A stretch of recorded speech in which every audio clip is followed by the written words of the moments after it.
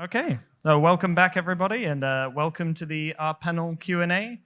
The way this is going to work is there'll be about 50 minutes to an hour of some pre-prepared questions put to our speakers, and then it'll be opened up after that to questions from the room. You can direct them to all of the speakers or to a specific person if you have a question for them. But yeah, to start off, I thought I'd just make them all fight over the 3 microphones and introduce themselves one at a time, just in case anyone wasn't here earlier. So yeah, we can start with you, Michal. Let's see the introverts fight the microphones. What should I say?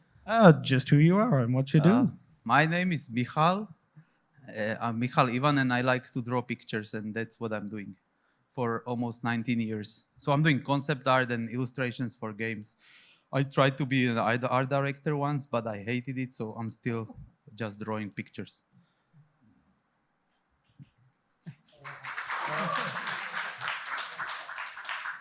Hi, I'm Will. I'm a 27-year-old artist from London, currently living in Berlin. I'm working as an art director at Envar Entertainment, based in Stockholm. And previously to that, I was working with Michal at Six More Vodka in Berlin. Yeah, that's me.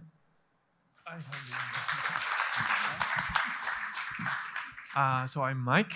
I work as a concept artist and illustrator, and I also teach at a private school in Madrid. I also work for Envar Entertainment. So yeah. Hey guys, I'm Jad. I'm a concept artist, my original formation, and I do images as well, more specialized into environment and keyframes. But, you know, design is design, so I like to do everything. And my job is, I'm working with Chromatic Studio as a creative director on some different projects, basically art direction, and, going deep into analyzing the images and seeing what's wrong with them, how to make them better, etc. Hello everyone, I'm Rohit Singh. I'm from India. I'm a 3D character artist. I'm working for Hanga 13 Games, 2K Czech, in Brno, Czech Republic right now. Thank you.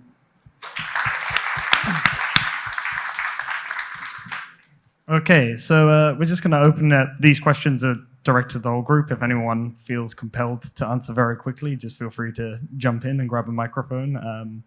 But yeah, the first question we have for you guys is, how do you make your work environment the most productive for yourself? Like, what do you do to help yourself make your space kind of help work for you, or, cut out your distractions, or just make it easier to do, sometimes the difficult work of coming up with ideas every day? Yeah, go for it. So for me, one of the most important factors is like working with more people around me, essentially. Because you can just like talk to them like on the break, instead of being like alone watching a YouTube video or something. You just go out for lunch with them and whatever. I've worked from home since I'm a freelance for like many months, and in the end I just went like a bit crazy. When you're home alone for like entire days, your mind goes like so what I did was like open my own office recently, and it's been like a huge improvement. So I think the most important aspect for me is like the social aspect, just being surrounded by other artists so you can like discuss ideas, ask them for feedback. I know there's like Discord and other tools now to talk to people, but it just doesn't feel the same for me. I don't know about you guys. Okay, I'll continue. I did the same. That I also work from home, but I have a separate office where I go. So I then actually have a purpose to get a shower, dress up, and go somewhere. So I have that, and also like we always have this imagination of like building your own workspace to, I don't know, surround yourself with books and interesting stuff. That's also what I always wanted to do. But when I was single, I had time for that, so I kind of did that. But nowadays I'm father of 2 kids. I have a wife and a dog. So like my life is a complete battleground. So the studio is kind of half storage space, half gym, half something, I don't know, dog pound. And like, so everywhere I have some tools that help me like kind of work, but it's also tricky. So what I try to do is basically minimize the time I procrastinate. So for example, I bought an iPad, so when I sit on the couch and pretend I'm watching cartoons with kids, I actually can draw and stuff like that. So you try to basically minimize the wasted time. So I would like to tell you that I have a great studio, but my studio is a dump. But one day it will be a great studio when the kids grow up. I think just going over what Michal said as well, being very concise about how you manage your time is also very important. I think, at least for me, I really benefited from working in a studio where I was at work a certain amount of hours in the day. And as a freelancer, when you're at home, you kind of have that option to, just have breakfast for 3 hours after you've done a half an hour sketch in the morning. But for me, it really helps to, try and set up a very formal structure around how you work and stopping at a reasonable time of the day as well. So also with that, maybe it's beneficial to try and make your day busier.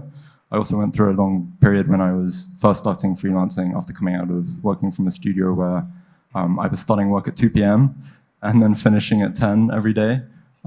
So don't do that, I think, as well. It really helps to start your morning in a very formal kind of way and start on time and give yourself an evening to relax and come back fresh the next day. So for me, I think as far as work environment goes, I try to strike a good balance between working from home and, I give classes sometimes at the New Age School, which is a good change of pace instead of staying home all the time. It was pretty hard during COVID as well, I think, for everyone to be forced to stay home. I think a good balance, if you have the privilege, is to work like half the time at home by yourself and then the rest of the time in a studio with friends where you can get feedback, where you can, as Mike was saying, you can have lunch, you can have breakfast with them, I don't know, you can chat with people. And also I want to say wherever you work, make sure that you invest in a good desk. I have a standing desk, to take breaks. Make sure you invest in a good chair, that's super important. Good chairs are expensive, but they are definitely worth it from experience, because I know all of us, eventually you're gonna get those back problems. There's no escaping it. If you're drawing all the time and hunched, the drawing position is a bad one in general, just like playing guitar, just like a lot of the things we do. So those things are important, and I just want to say that it's definitely worth investing in if you're thinking about it. So yeah.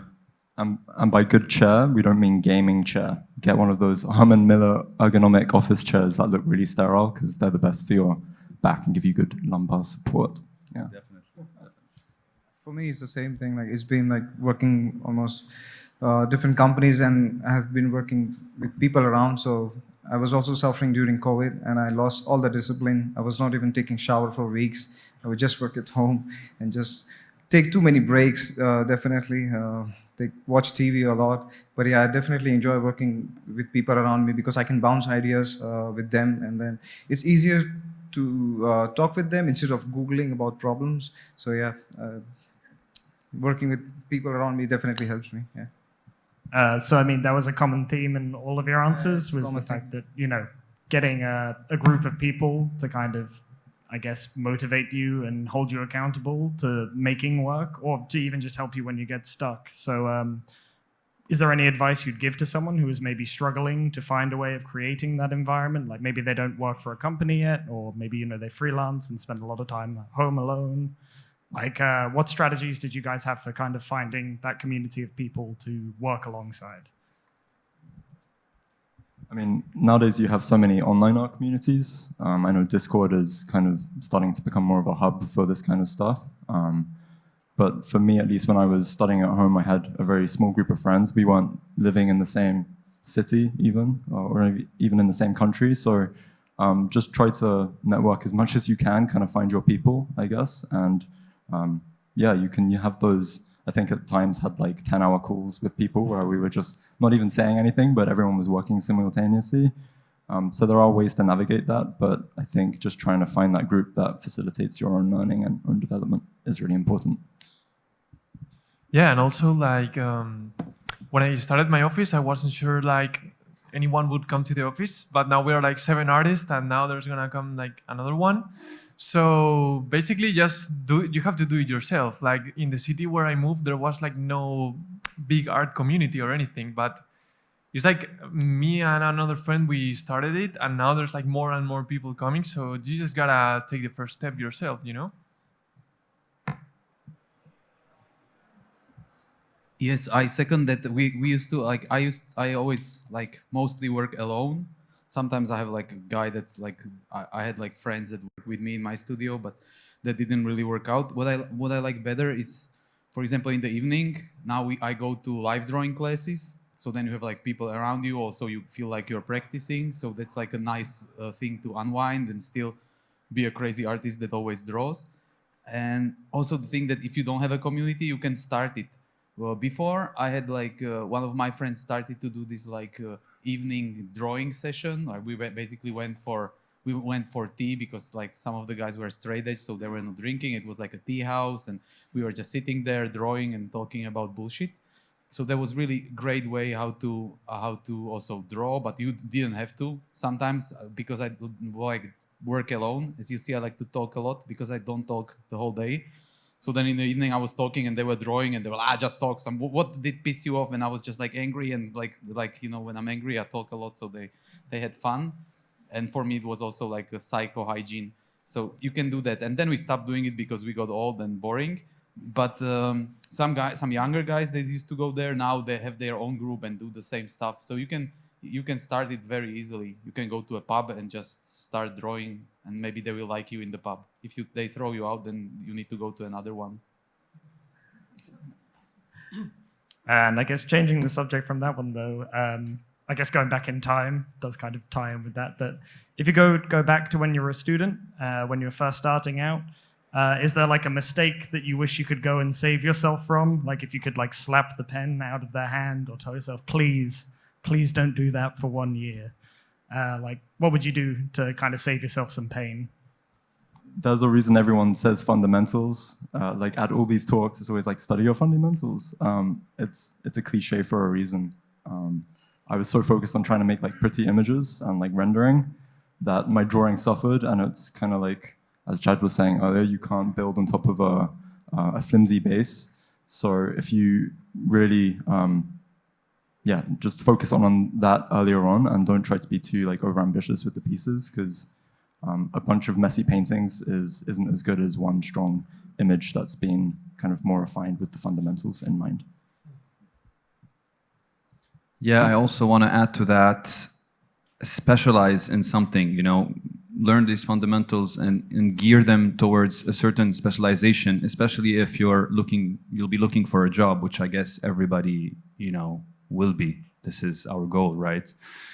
Unless you're doing it just for fun. If you want to find a job, the more you specialize, environments, characters, or props. If you're going to do environments, what type of environments, right? Is it more stylized? Is it more photorealistic? Is it for animation? Is it for games?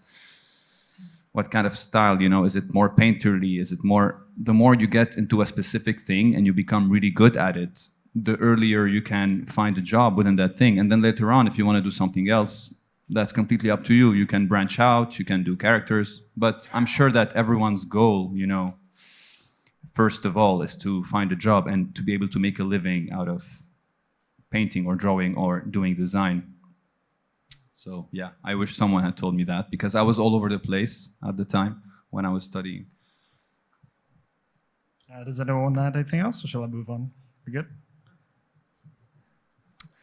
Yeah, for me, like it's kind of weird because I think like good rendering and having an image that looks like super good is what will give you jobs more easily, I think. But good line art, like good drawing skills, is what makes you like a powerful artist, right? So I would say like instead of just like Will said, like instead of just focusing on creating like super rendered and like, for example, when I started, I loved this artist called Ruan Jia, you know, and he's like extremely detailed and everything, you know. So I tried to be like him, but instead I should have like focused on just making like better drawings and stuff. And it would have saved me like so much pain, especially when you're like painting and you don't know how something works, like some part of the anatomy or whatever. with good drawing skills, you would have solved that in the beginning, and you wouldn't need to change stuff like 20 times until it looks good, you know?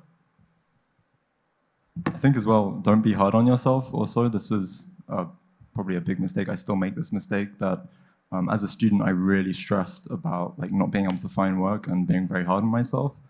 And I think it's really just a matter of trust in the process, but trust in the process of learning too. And just know that if you put in the hard work, results will come.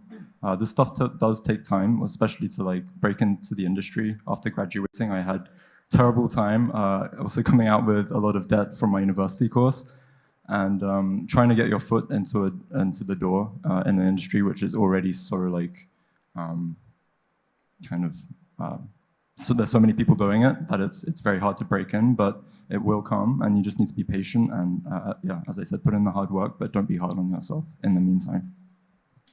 I think that's quite a common fear that, a lot of students or nearly professionals have is trying to get over that tension of, I have to make portfolio work, but I'm still also trying to improve, and I don't know which one to prioritize. So that's really reassuring to hear that, essentially, that you should be a little kind on yourself with that.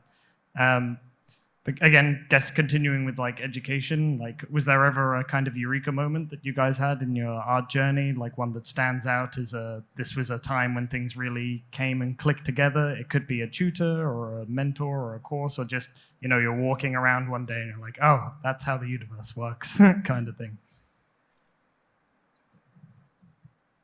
I have a very simple and funny answer for that, but I still remember one of my teachers. I did a school, an online school called the Art Department. It was in the Austin, Texas, in the United States. It didn't last long. The school went down because of multiple issues. But we had some good teachers, and one of them, we were asking him, like, how do you set foot into this industry, and what should we do to get a job? And he simply answered by, get good enough and the job will come to you. And it's just stuck in my head, and it pushed me to grind and to keep grinding, and after a few years, the job did come to me in a way, because if you get good enough, people will fight to actually hire you, and they would want to work with you more than you actually looking for a job. So there's no secret really, but just get good enough, go through the grind. There's no turnaround, and then you will find the job that you want. I'm super old, so I was actually studying in Slovakia, so I didn't know that it's even a job to draw pictures. So I was always trying to do something similar to that. So I was studying first on architecture design, and then I was doing like industrial design on like art college. And like the teachers were laughing at me because I'd like to draw these stupid pictures in my free time. So my eureka moment was that I figured out that I can actually make a living out of it. So then it was kind of also purer because I was drawing it just because against the grain, kind of. Everybody told me you cannot live out of these stupid pictures you draw of like monsters screaming and shit like that. So that was my eureka moment. I think maybe also just going back more to like the traditional side of eureka moment with art. For me, doing plein air painting and sketching from life really made the most amount of difference in all the practice that I had done in the past.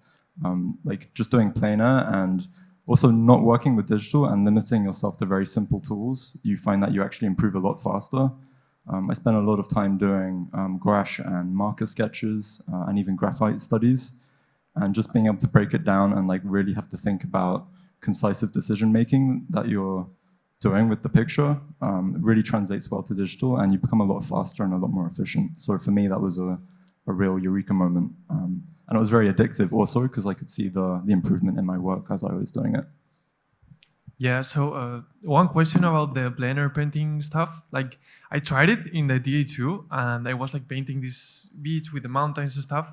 But at some point, the clouds came over the mountain, and the mountain was not at all like I was painting before. So what do you do in those situations? Like, you take a photo before you start, and then you finish it later. Or I think also, that it's a good challenge to try and remember and replicate it. So in that way, it's kind of like mixing illustration with fine art, I find, with plein air. And a lot about it, again, you have to make concisive design decisions. And if you try to replicate the image exactly as you saw it. You know, that's what people were doing before the camera came along, but now it's like more about the impressions. So I think it's, yeah, once you start the planer, kind of have a clear idea about like the value composition and the lighting, and then just try and scrub, like, this is more about the process, but you know, try and scrub the colors in quickly in the start, and then you can just refine the shapes once the lighting has changed and you have the colors established. Also, I think one of my biggest eureka moment was what Jad said before on the talk, which is like using reference. Like I like 99% of the moments where my drawing starts to look like shit is because I'm drawing something that I don't know what it looks like, or that I don't remember, or I don't know the geometry of. So as soon as I get some reference, I can start super quick sketching it and fixing everything.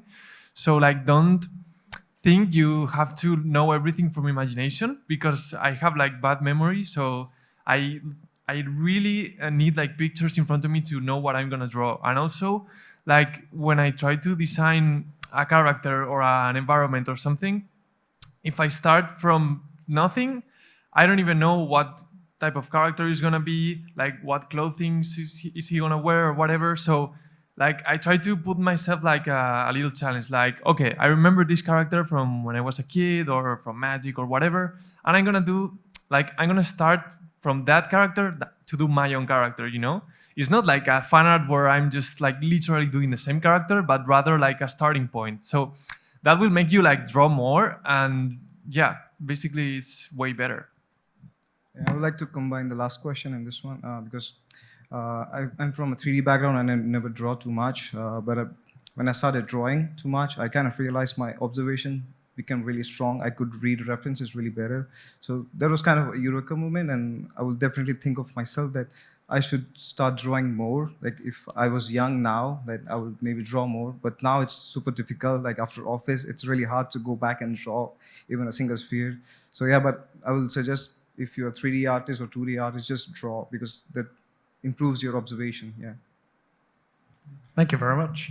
I guess changing the topic from that a little bit would be obviously it's quite a demanding job working in entertainment design, no matter what specific area that you work in. You know, you have to constantly be coming up with ideas or spending a long time really pushing some rendering or really understanding a subject. So how do you kind of keep that job fun long term? Because, you know, I'm sure there's lots of people here who either just started work or are trying to get that first job. And there's always that moment after you get it where it's like, oh God, now I actually have to do this job. And 2 years later, you're like, oh God, I still have to do this job and keep doing it. So like, how do you guys keep it kind of as fresh as you can for yourself? All right, I'll figure something out. There is like, I use various ways how to keep myself interested. Sometimes what I do, I just change the approach to it. So I have like the system how I do it, that I start with line art, whatever, add colors and so on. And sometimes for fun, you can just change it and start with shapes, and like you can use different approaches. So that's one way. Then another way is try to think out of the box, especially now that the industry is like bigger. Sometimes when you work with the bigger companies, it's more and more boring, and they also copy other stuff that's already there. So if you have like some interests that are not connected with this, you can steal like crazy, and they will think you are the most fresh guy ever, you know? So you can steal from history. Like if you come from a shitty country like Slovakia, you can steal from past illustrators, like left, right, whatever. Nobody has ever seen that stuff. So then there's like, whoa, this is great. So you can use that stuff. And then also what I try to do is like, I'm old and like grumpy. So I need to imagine, or we all are, what? I don't know. So I imagine the kid in you and you try to please him and so on. So it's like, it's also maybe, it can be a game. Sometimes I get a briefing with some stuff that I need to work on, and I don't start working on it if I don't have ideas. I go for a walk, take my dog out, whatever, and then I think about, it's like game in my brain about the interesting ideas, and the first idea can fuel another, and you can push it further and further. Then you remember what you were thinking about, then you write the words down, and then you start actually drawing. So you can use it as a game, or also the trick is sometimes to persuade the client that they actually want what you actually like doing. So it's like it's a double it's a double way communication.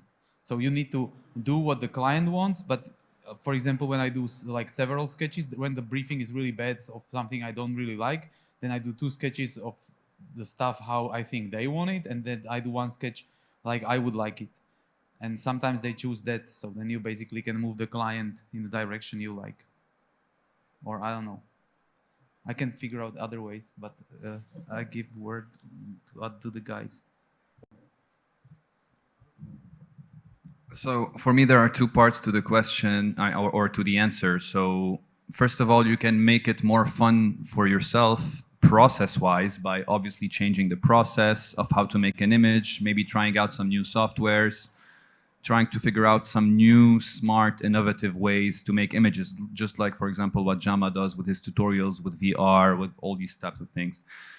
And then there's the job aspect where like, all right, I'm working in the same job. How do I make it fun? So first of all, you should have goals for your job. I think if you're really passionate about what you're doing, you would also want to work on a project that you're really passionate about. And in that case, you won't fall into the problem of, oh, how do I keep it fun? Because, for example, The Last of Us Part 2, we were all really passionate about it. For 4 years, we were working on it, and we were still pushing each other and, you know, giving each other feedback. And we were passionate about it, so at no point in time it was not fun for us. And if you don't have this project yet, so let's say you really want to work on, I don't know, Final Fantasy or whatever game, until you get there, if you're working with a company that maybe can give you this job eventually, or you're working with another company that may be a stepping stone that will get you that job, you have to find a way to make your job enjoyable so that if you don't have fun, you know what, when you're making an image, it's not going to be good. So if you have a goal of working on a certain game, then all the images that you do before getting to that game, they have to be fun for you, so you're able to make a good image that will get you to this goal. And having this goal, you know, in front of your eyes, waiting for you there, I think it should be enough to push you to give it your best and actually try to make it fun so you can make a good image and eventually get the job that you're passionate about. And then you won't have this problem anymore. So, yeah. Yeah, I think one thing, just working as an AD, that sometimes comes up is we give an artist a task, and right out of the gate, you can tell that they're not enthusiastic about it. It might be to like paint a mushroom, or this is a cityscape, and if you don't have 3D skills, it can be pretty challenging for something of that spectrum. But I think with any task that you can receive, yeah, as Jad and Michal was saying, you can always find a way to make it interesting. And even the most boring task, you know, let's say it was a mushroom, find some awesome mushroom reference and then really go hard on like the details, or like really trying to make the task interesting. I don't really believe in the idea of there's any like boring brief necessarily. I think it's always about like trying to come at it from the right angle, and how can you use the task to benefit your own learning and improve your skills overall as an artist. Yeah, for me, it's like every year, every 2 years was interesting, because I started working as a video editor and then I moved to become a 3D modeler. So I was giving myself every 2 or 3 years some kind of goal and trying to achieve them. And also coming into gaming also, in 15 to 16 years, I kind of changed 13 companies. So I was always keeping myself motivated all the time. So, and also nowadays, like if you're a 3D artist, there's a bunch of things which is coming out. Like every year there's pipeline changes, the software comes out, like there's Unreal, and there's different ways of sculpting, different ways of doing texturing. So yeah, I never get bored of those things. So I always try to keep motivated. And also there's another thing, whenever any junior or intern comes into your studio, they also have new way of working, they have a new way of thinking. So you can also talk to them, learn with them. So for me, it's this. And Also, Carry I on. think you avoid it mostly once you, even in the beginning of your career, start to work on stuff, on your personal project, on stuff that you like, not on the stuff that you think the clients want. Because that's sometimes I see like nowadays that some people fill their portfolios with stuff that they think other people expect from them, but then you are not as passionate about the stuff you are doing than the other guys, and that then it can happen that you cannot find the love in the work. Because once you start and do just some like you do characters, environments, like stuff you actually like doing, then it's easier for you to find the passion in pretty much like any project, because there is always this I don't know, you like doing characters, so maybe it's like a bit dumber character than you usually do, but it's still fine. Yeah, it sounds like if you don't want to end up making mushrooms all the time in your company, you probably shouldn't fill your portfolio with mushrooms before. Like, if you want to make the work that you enjoy, that should also probably be. You're gonna end up painting mushrooms either way. Everybody painting some mushrooms. Maybe slightly less though. And I guess just building on some of the answers of that there, it'd be really cool to know, because you're all obviously in different stages of career and all worked in different areas. Like, it'd be great to know what's like one of your current ambitions or goals that you're hoping to achieve with your career now. It could be, inside art or just in your personal life as well. Like, what kind of goals are you guys setting where you are in your careers? My goals in personal life is raise my kids to be good humans, and in art career is always to find something interesting. So, and to me, I'm at the stage now where it feels that I'm kind of going backwards a bit.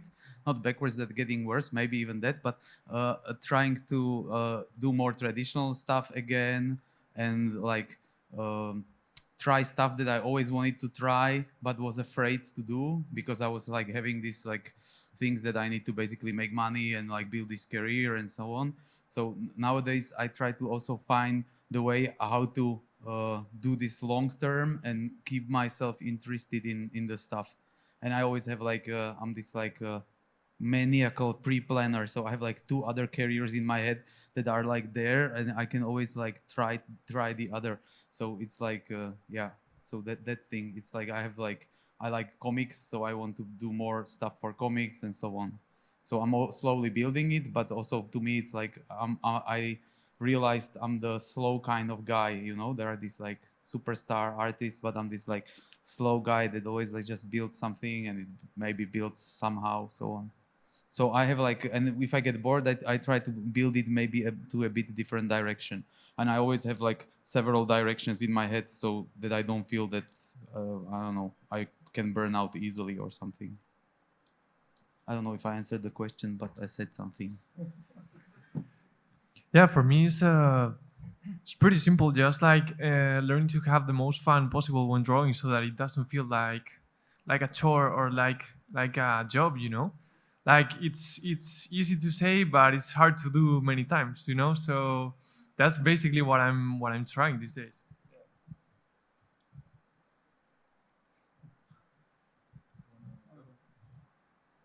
Basically, my goals with the company, at least. So I talked before about, again, The Last of Us Part 2, where I worked with my friends from One Pixel Brush back in the day, with Balash and Chadi and Florent, those guys, Antoine Boutin, Donar. And we had so much fun because we were working on a project that we loved, right? Even before starting on it. So it was not only fun, but also very productive. And we were able to influence a project that we held dear to our hearts. And this is basically what I'm trying to reproduce with my own company now, especially on the projects that I do love. For example, now we've signed with HBO to work on the Dune series. And I always loved the book. I'm a big fan of the book. So for me to have the opportunity to work with a team and actually influence this project is amazing, right? So this is my work at, I guess, with my goal with the work. And then with the personal life, I don't know, I guess maybe have more time to do other things as well, tackle some other disciplines. Like I like playing guitar, I like doing hikes, I like, whatever. I mean, you need to also keep some time, I guess, to do things that you enjoy in life other than design. Some people are just focused on one thing and some people need more variety. I guess I'm the kind of guy who needs a bit more variety in that sense. Yeah, maybe this ties in with what Jad's talking about, but for me, I've really had to shift my focus away from work and more towards personal and mental and physical well-being. I think, when you're a student, you really have this mindset of like, you've got to grind hard and work really hard to achieve, your career, what you want to see in your artwork. But please don't like sacrifice your physical health. I also had back problems at the beginning of this year, and it's a very stressful position to be in, where you build your livelihood over your work, and then you suddenly find that you can't draw without pain. It's not a good position to be in. So yeah, take care of your body and find a sport or an exercise that you enjoy and you can do on a regular basis. For me, it was climbing. I'm addicted. I can't get enough of it. So yeah, find a sport that you enjoy, do it with your friends, make it fun for you to stay healthy. For me, I'm just super lazy nowadays, so I'm just on a break. But I have goals. I want to really learn more 2D. Like I want to go the opposite direction from 3D to 2D. But yeah, I really want to learn concept art. But nowadays, when I see damn AI, it just demotivates me as well. But I also enjoy doing 3D printing and also painting on top of them, like doing a physical colors and stuff. While doing those physical stuff, I kind of realize it's really hard. Like when you do it on Photoshop, you just pick color, you do it, but in here you have to change the color, mix the color, and it just takes a lot of time. But it's also very interesting to see them on the surface, like just spraying on, and that kind of gives me definitely better goal. But yeah, I'm super lazy to even finish anything. Thank you. And one more question before I open it up to the rest of the room. Yeah, what's your biggest like inspiration outside of the art world for your work? Like, is there something that's kind of fueled some of your ideas, or has kind of given you like your own spiciness or flavor to your work that kind of distinguishes you? Like, it doesn't have to be obviously from art history. I'm thinking more personal life, because it's kind of hard to see a designer as separate from their personal life as well normally. Yeah, I can say that apart from following other artists, other 3D artists, 2D artists, I definitely enjoy. There's one show on Netflix. It's about glass blowing and how they turn those concepts into those glass. It was amazing. Like I never knew like this can be also be an art. Before that, I never even cared about those glass blowing stuff. I was just thinking, oh, maybe they might be just making glass vase. But yeah, they were making pretty nice stuff. Like if you watch those shows on Netflix about glass blowing, it's really nice. Yeah.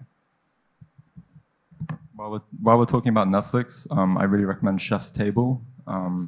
It's amazing learning about like the backstory of these chefs that create like Michelin star food and like what informs the skills pretty much. And you find common threads throughout the series. Like one thing that I always notice is that food is always very regional. So if you can translate that to your artwork, it's like what about your current living situation can you bring to your art to make it speak about you to viewers. So yeah, just going off the Netflix thing. I don't know.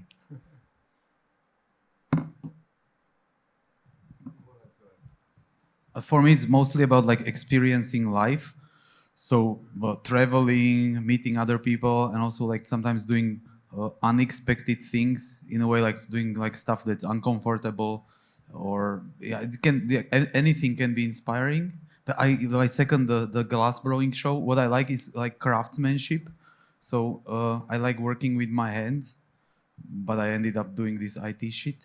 But so also that can help you like get better skills, but also it's fun and you get like this like real feeling with the world, and also you can use it, for example, when you like to, I don't know, go into the forest and do some wood cutting, whatever. It's always beneficial than in your concept artwork, because the real life experience always feels you. That's what like Gabo said in his presentation, was that when he walks in the snow, and sometimes the feeling of the experience you can get into your works, and then it's better, So even when you are, I don't know, if you like working out and doing some sports, so the struggle, then it's easier that you can put the feeling into it. When you do it, it's like, if you enjoy the painting, it's better, and if you do it with some kind of feeling, it's even better. So the more experience you have, the better. It can be good experience, also bad experience. They are both good. I want to answer this question more from so obviously we all have our own artistic inspirations and shows that inspire us and all of that, but for me, more importantly, and just life in general, I get inspired by people, by friends mostly, who achieve great things, right? So for example, I started my company last year with Timothy, and the way I see it is, you know, Shadi, who I used to work with, he was a huge inspiration in the sense that he made his own company and he's a very successful with it. And I've seen what he does, and I'm like, all right, this is very inspiring to me. And if Shadi can do it, then I can do it as well. I just have to learn it, right? Finian, also another friend who started Terraform Studios, also very successful. Finian did it in 2 years. He has, you know, he's working with 60 people now, very successful company. So if he can do it, why can't I do it, right? So that actually made me take the leap. And just to say that, you know, we're all born the same way. So at the end of the day, if one person can do anything, then there's nothing stopping you from also doing that thing if you want to do it, of course. But this is the way I try to see things in life, you know.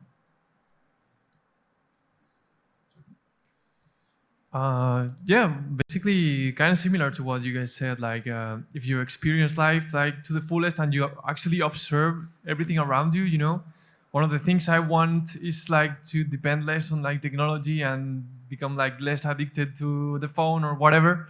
Because the times when I'm like living the moment and just like looking around me, is everything is like so full of life and inspiring, you know, like you enter into a restaurant and instead of like just waiting to be seated or something, just look around and look at the people and the faces, and you'll see like such like unique situations and like personalities and everything. It's like, I don't know, life becomes like way more enjoyable when you're paying attention, basically.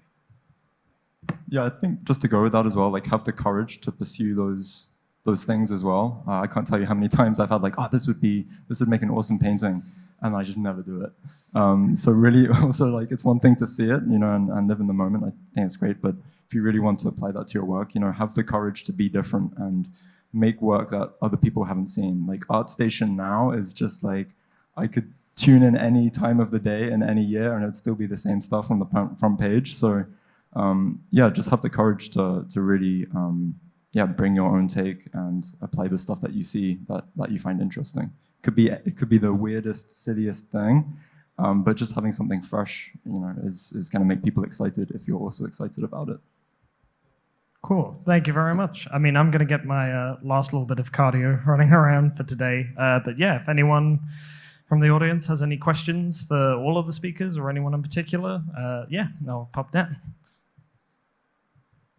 Hi guys, I have a question. So this might be from the earlier stages of your career, but I think it's very interesting and is not too much talked about. And I want to know, at what point in your career were you able to realize that there must be a separation between your own personal value and the outcome of your art? And I think this is something that a lot of young artists struggle with. So I want to see what's your point of view. Did you get a question? The separation between your own personal value from the outcome of your work. So we put a lot of our own value into how the work looks, and then the next day you get depressed because, oh my God, the work wasn't good. So what would you advise to young people, and at what point in your career were you able to separate the two, or if you still struggle with the thing? Thank you. Oh,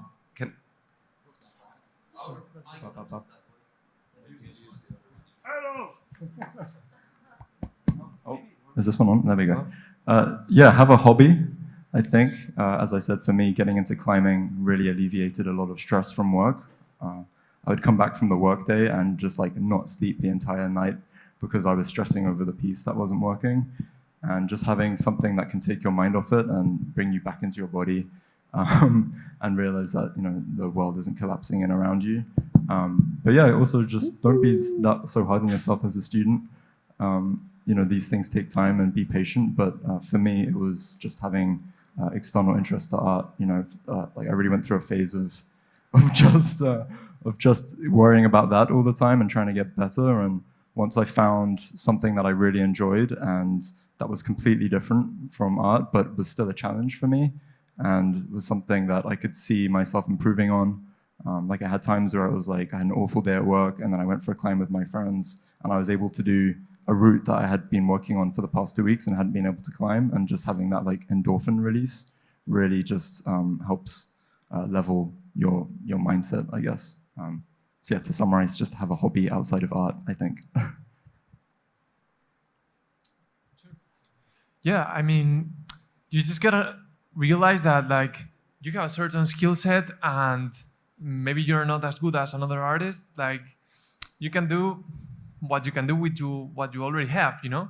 That's the only point where you can work from. So any other expectation than that is like unrealistic and will probably make you like angry or something when you don't meet those requirements, you know.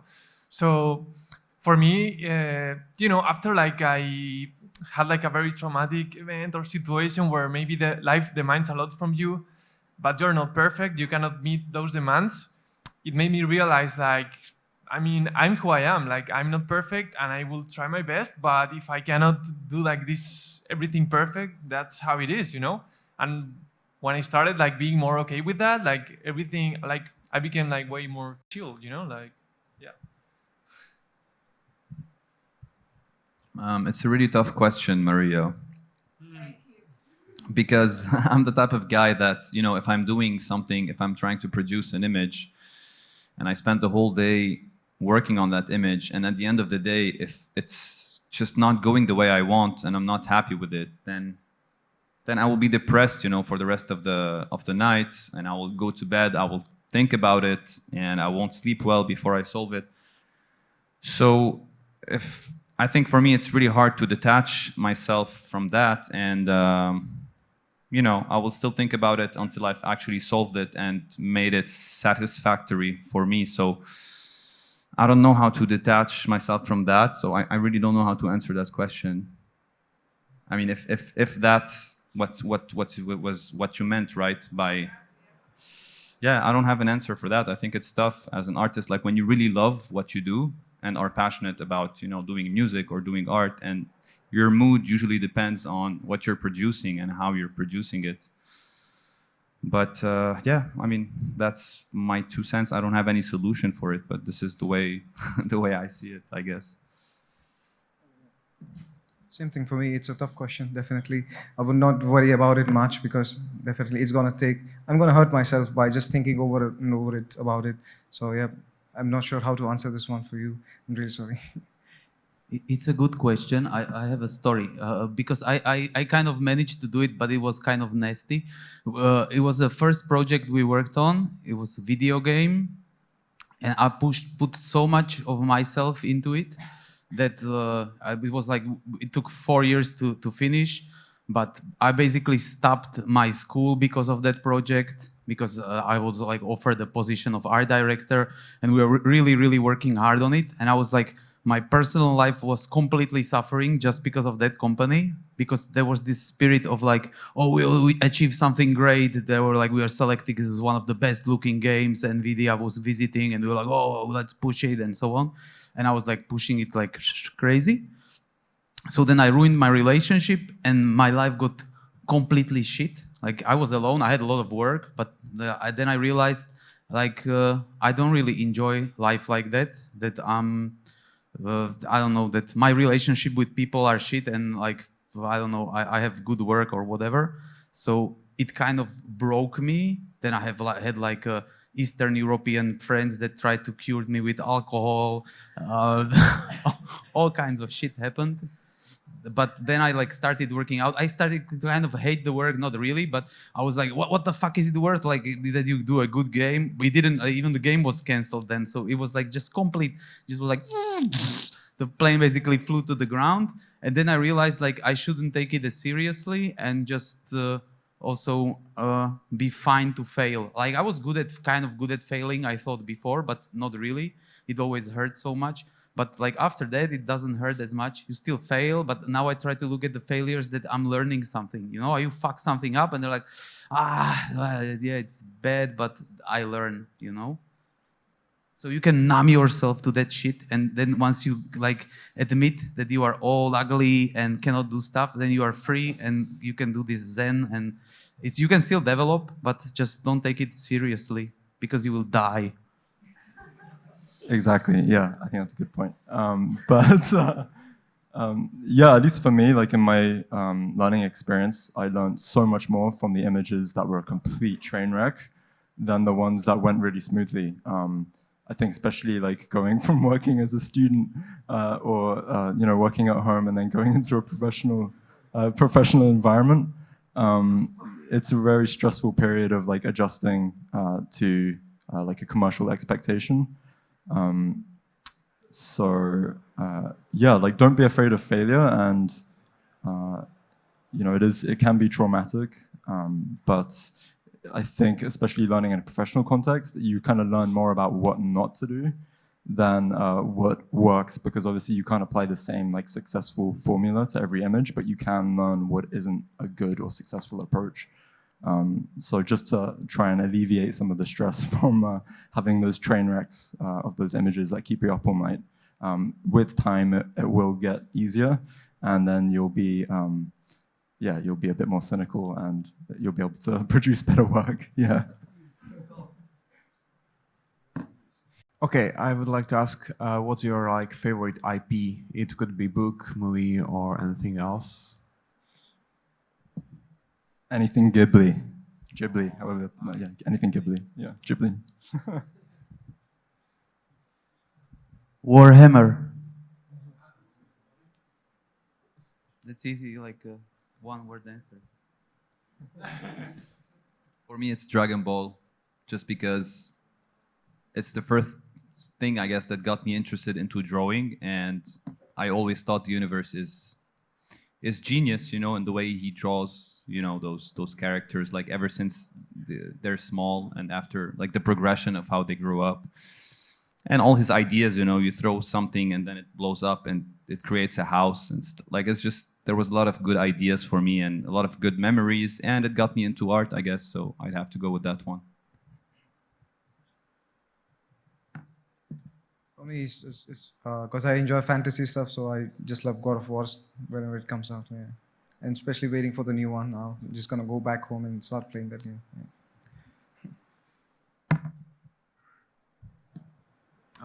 I'm not really sure because I like so many that I couldn't decide. But yeah, like Ghibli movies are great, especially Nausicaa. You know it? It has like this crazy mix of like futuristic but medieval, but like weird monsters that look like they're like from Metroid games or something. It's just crazy. I don't know. I just loved it. Thank you. Do we have any other questions from the audience? I can run over. Yep.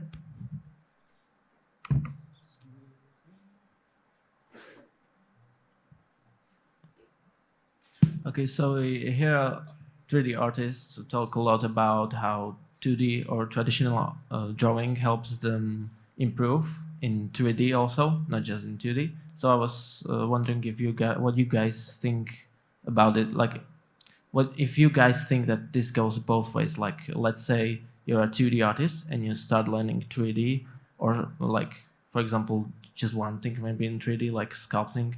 If it can teach you a lot of skills that you would not learn otherwise by just doing 2D. Sculpting really helps you when you draw. Sculpting helps a lot because you train your 3D imagination in your head, and then it makes it easier for you to basically think about the forms and stuff like that. It's similar with the 3D modeling, but I think when you have this like hands-on approach, it's even better. Maybe, I don't know, because it just helps you feel the form, and it's about the feeling that I told you. I like this like sometimes this weird stuff that you can imagine how the form feels, and when you draw it and imagining how it feels, it's better somehow. So yeah, it definitely works both ways. Yeah, like if you imagine you apply that to learning anatomy, like if you were super serious about it, I've never done this, but I would imagine it was a good idea, but get some super Sculpey. And I think there's the Anatomy for Sculptors book, which even if you don't do the actual sculpting, it's still a great resource for drawing. But imagine if you were studying an arm, and instead of just drawing it 2D, you make it out of Sculpey. And yeah, as Michal says, that really gives you a very strong like three-dimensional understanding of how it works, and less about kind of the individual muscles, but the overall form is the most important thing. Don't buy the anatomy books and just keep it in your bookshelf, because that doesn't help. I tried it. I'm still trying, but still doesn't help. Any further elaboration, or we good to carry on? Anyone else wanted to add anything to the 2D, 3D question? I just want to add that 3D and 2D go hand in hand, as far as sculpting and drawing, because as it has been said before, it can help you with the anatomy when you're sculpting, and then you can translate that into paper, which is a 2D dimension, right? But you have it in 3D in your head. And also, I've been practicing lately. It's been a while, but this is what I'm trying to get into, just to draw on a sketchbook with ink, just to try to look at images, references, and to synthesize what I'm seeing with just one shot, right? You just do one shape and you're trying to get the shape in one single go without erasing and all that stuff. And I think that's also something in the traditional world that will help you in the digital world later on when you're designing. It's important to be able to get these shapes down, try to nail these shapes as, practice your shape language and all that stuff. I would say if you study just art fundamentals, it's going to help you with 2D and 3D both. The composition, color theory, and everything. And nowadays, it's pretty seamless between 3D and 2D. Like 2D, as Gabriel showed, like how he's using 3D assets to create concepts, and it's pretty seamless now. So both can be used as a medium. But yeah, if you know your art fundamentals really well, it can be applied to both. Yeah, for me, like the thing that 3D helped me with a lot was like rendering, because like I don't know about like 3D programs. They're like super complex for me, like too many shortcuts and stuff. But just like posing models and illuminating them helped me a lot understanding the light and how it works and where the highlights usually group. Like for rendering hair, like the highlights, why are they like in the same like band of light and everything? For that, it was super helpful. I tried sculpting, but like in VR it was cool, but for me it was also like very hard to be precise, because if I move my hand like 1 centimeter to the front, maybe the tip of the nose instead of here is here, so I was like, I cannot do this, like I prefer to like be able to like touch whatever I'm sculpting. But then my problem is that if I'm sculpting like a part of the head, I just mess up the other part of the sculpture, so I'm not really good with that, really. Cool. Do we have any further questions? Yep, one sec. Run over.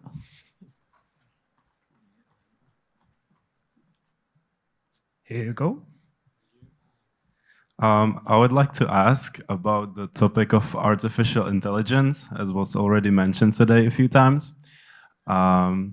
What kind of influence do you guys think it will have on the industry, and maybe what kind of skills will become more relevant? I'm just looking forward to the point where I don't have to render my pieces and I can just do the comp sketch, and then literally, because I feel like my family already think that I just push a button and like the image comes out. Yeah.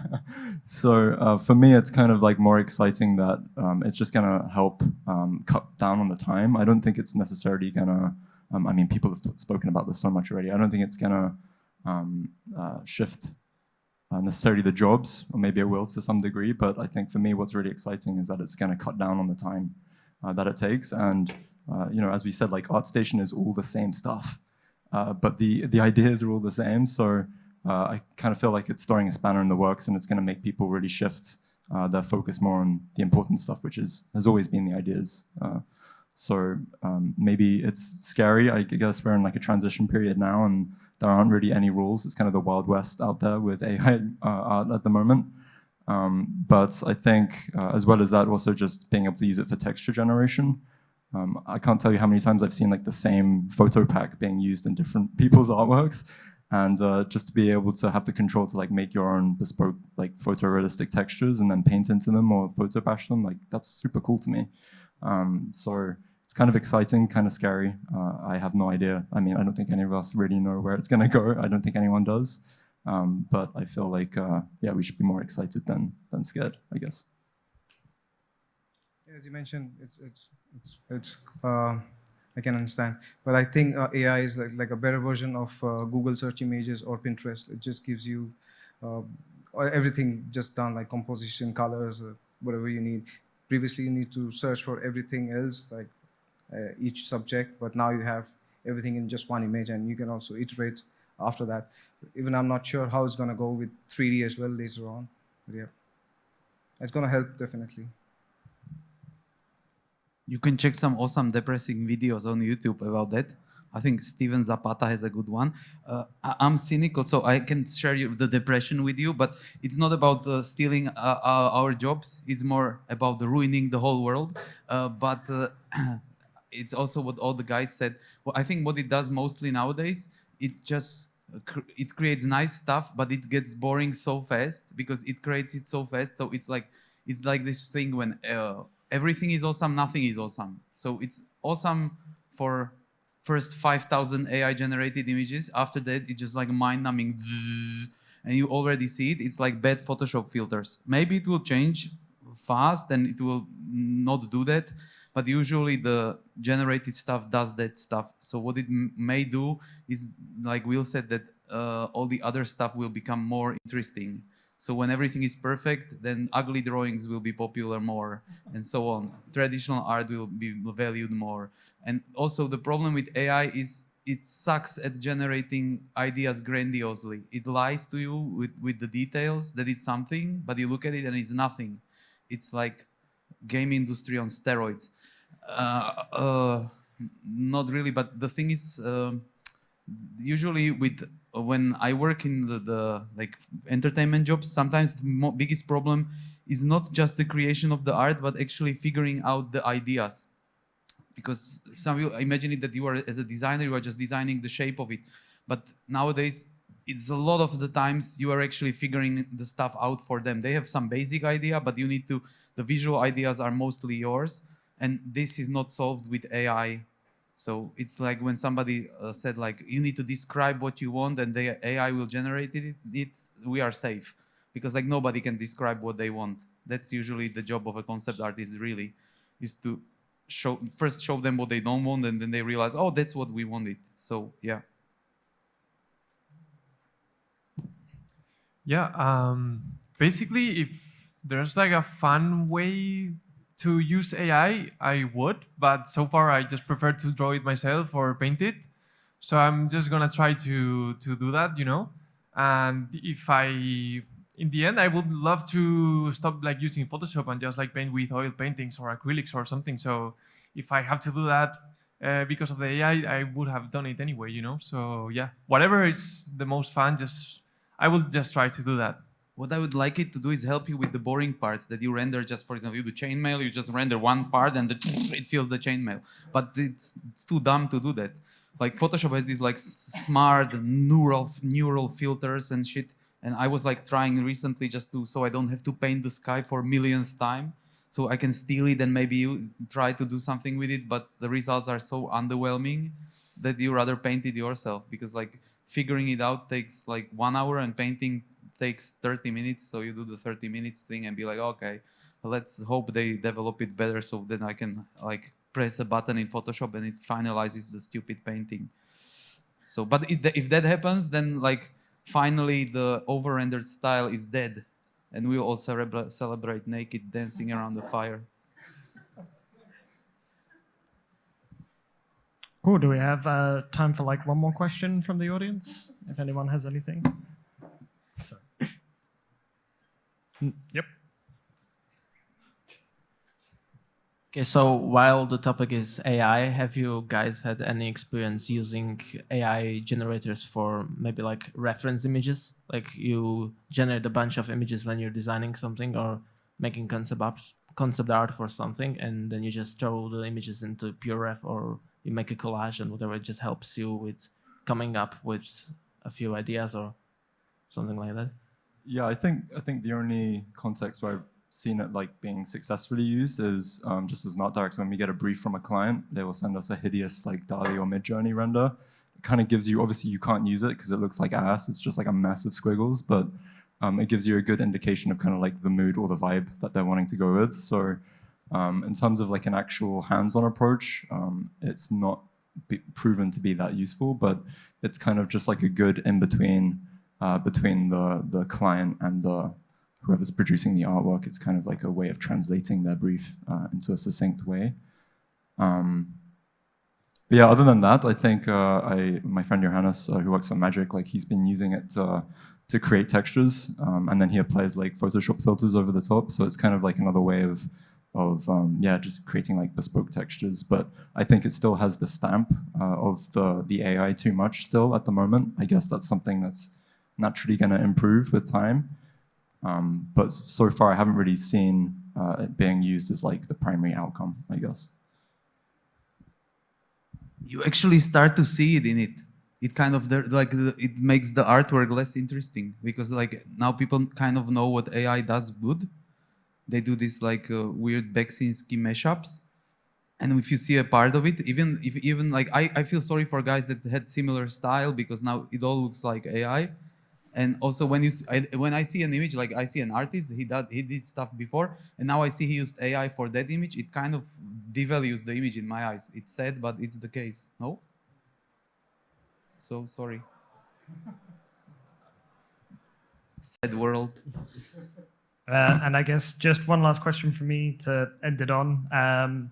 It'd be quite nice. I think, we've been talking a lot about your life, your careers, and your processes. If you guys had anyone that you wanted to thank, whether that's like an art mentor, or a tutor, or a partner, family member, just, give yourself a minute to basically call out someone who you'd like to thank for your art journey, basically.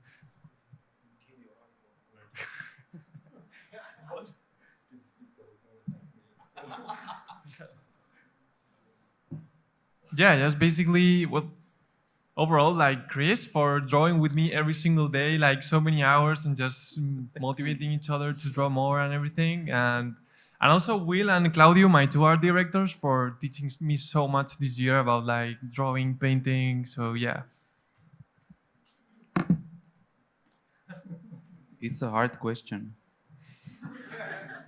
You have no one? No, I have everybody. I don't know. It's like you learn from different people, but I don't really have like art mentors. I try to like, I learned, even from the bad experiences, I learned something.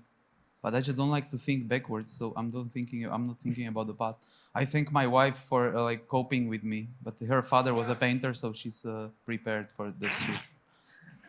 So I don't know, whatever. Kill your idols. I don't know. Don't meet your heroes. They all suck.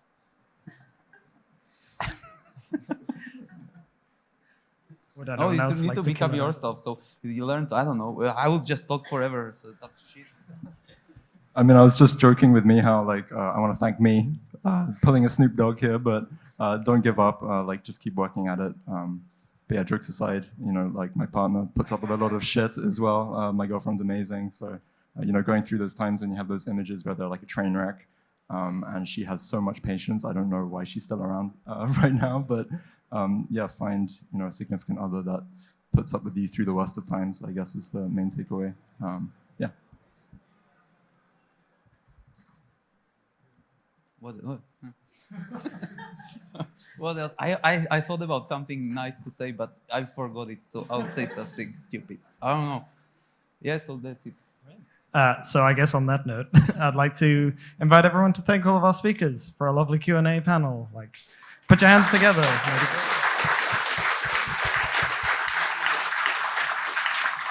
Yeah, I knew what I wanted to say. That sometimes you meet people that like disappoint you or like behave like assholes. So you can learn not to do the same. So I even thank them. So I won't name names because I don't want to talk shit about people. But it's like, Also don't hold any grudges and just walk in life like on a green meadow. Take the mic away because I won't stop talking bullshit. I guess one more quick round of applause for all of the assholes we'd like to thank in our lives then.